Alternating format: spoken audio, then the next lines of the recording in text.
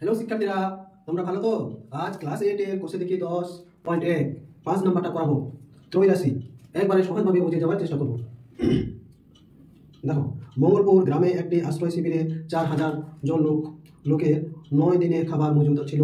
3 দিন পর 1000 লোক অন্য জায়গায় চলে গেল। 3 দিন পর কি হলো? অন্য জায়গায় চলে গেল 1000 লোক। যারা রয়ে গেলেন অবশিষ্ট খাবার আর কতদিন চলবে? ত্রৈরাশির পদ্ধতিতে আমরা হিসাব করবো। তাহলে কোষে দেখি 10.1 ক্লাস 8 5 নাম্বারটা গণিতের ভাষায় সমস্যাটি হলো লোক সংখ্যা এখানে জন লিখব, তারপরে সময় দিন। এখানে লোক সংখ্যা কত আছে? 4000 লোক। কত দিনে? 4000 লোক 9 দিন মজুদ ছিল, তারপরে 3 দিন পর চলে গেল। তারপরে 9 থেকে 3 বিয়োগ করব, 6 দিন। তারপরে এখানে 4000-এর মধ্যে 1000 যোগ চলে গেল, তাহলে এখানে 3000 লোক থাকবে। 3000 জনের লোক আমরা বের করবো এক জনে। তারপরে কি করব?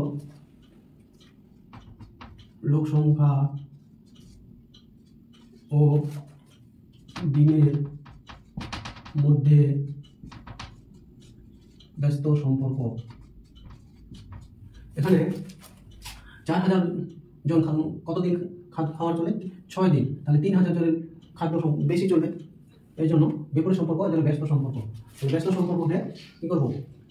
সমানুপাতিকটি হবে 3000:4000 সমানুপাতিক, তারপরে 6, তারপরে এক্স।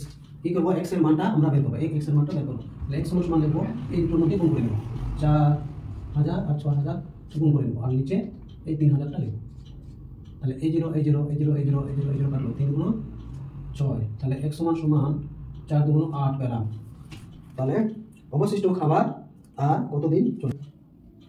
অতএব অবশিষ্ট খাবারের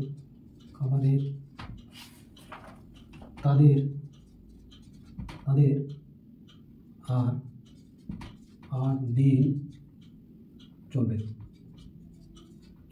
এটাই উত্তর।